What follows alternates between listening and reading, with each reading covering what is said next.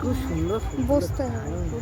বুদ্ধদেব গুহ তাঁর একটা গল্পে বলছেন, সেলফি না ভেতরে গিয়ে ভুলে তুললে যেতে ভালো ইচ্ছে হবে। করে ভেতরে ঢুকতে দেবে না, দেখছো না যে আমি চারিদিকে নেট একজন দিয়ে ঘিরে দিয়েছে। ক্ষুদ্র মনের ভালোবাসার কাঙাল স্বার্থপর মানুষ।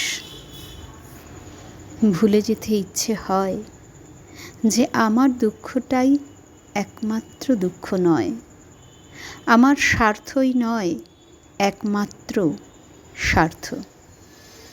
এই অনন্ত আকাশ ও অদিগন্ত বন জঙ্গলের মধ্যে আমি একটি ঝরা পাতার চেয়ে এক কণাও বেশি দামি নই।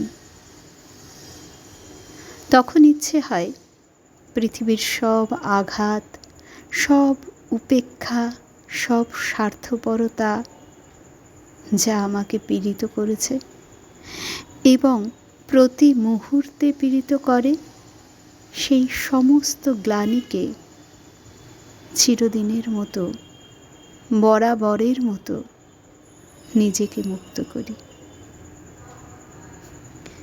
কি সুন্দর কথা, তাই না? যখন আমরা আমাদের আশেপাশের মানুষের দুঃখ, তাদের বেদনা দেখি, তখন সত্যি আমাদের দুঃখটা অনেক কম লাগে।